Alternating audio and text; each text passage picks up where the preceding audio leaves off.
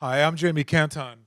So I run the Institute for Global Futures. I write books, I do forecasts, and I help a couple different communities of people on the planet do things that they want, that they think they want. And that's kind of the theme I want to talk about in terms of the future. I work with folks that want to make money, enterprise customers. I work with folks that are governments that are just trying to figure out how to serve their citizens better. And I work with people who are just about innovation. They're trying to solve big problems. A lot of them around healthcare, a lot of them around trying to solve planetary problems, sustainability, energy, climate. And out of that, I kind of get a perspective on how you think about the future, and I'm going to share that perspective with you. One way to think about the future in terms of modeling, and we do modeling, is to ask a really fundamental question. Wherever you look, you find what you're looking for. So what are you looking for in the future? Are you looking for, by the way, it could be the time horizon of 3 minutes to 30 years, or it could be, in this case, it's 100 years. But what are you looking for? Because that, in a kind of weird quantum way, shapes the outcome of what you find.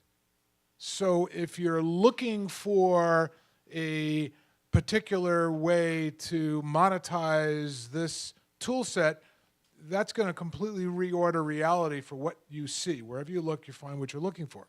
If you're looking to figure out what's next for the mind to either cure something or fix something or enhance cognitive capabilities, you're going to likely catalyze reality to find some of those things. So that's kind of the thought process that goes into that. So I asked that question, what kind of future do you want? What does that look like to you? What does it look like for you, whether it's 3 years from today, 30 minutes from today, or 100 years from today? Because that will actually, that will be the shape-shifting process that you go through in trying to achieve something or solve something or figure out that problem. And by the way, a number of my clients, Johnson & Johnson, Genentech, are in this room. And I've kind of studied that process.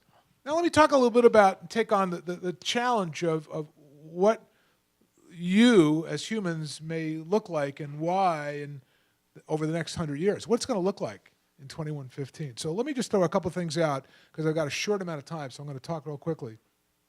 Likely everything that we think about technology will go away. So you think about mobile devices, big deal now. It's the decade of the mind. We think about what's next for our neurofuture. We think about struggles we have with healthcare. Most of the time we're in the dark. We don't know when we're going to be sick until we get a lump or we get a problem. All of what we know about the impact of lifestyle and society based on technology, I will tell you, well before the next 100 years, will go away. What will be the big significant trend?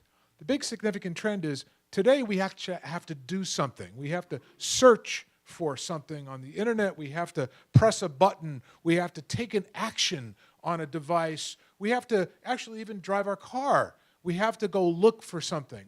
Imagine a world where there is this embedded intelligences that are a combination of human and non-human that live in this innovation ecosystem which helps interpret, it helps guide, it helps us fix, and it kind of tries to figure out, because it's part of us, what are the challenges, and there are great challenges for the next 100 years, about what we need to address. So it would, and this is going to sound like technological optimism to some people, but at the end of the day, I think there's not a mistake that the major revolutions in nanobio, neuro, IT, and quantum technologies are evolving dramatically fast to be able to give us tool sets to solve major challenges of lifestyle survival and figure out things such as new energy sources, new ways to predict and prevent illness. I think we're actually in a moment, I call it a game-changing moment, where these innovation ecosystems will transform our world. And the question is, and this is almost the existential destiny of our civilization, is what kind of future do we want to create? What do these mountaintops look like? How do we want to shape it? Because we're going to have the tools, we're going to have the powers, we're going to have the capabilities to it, but what will that future look like? Thank you.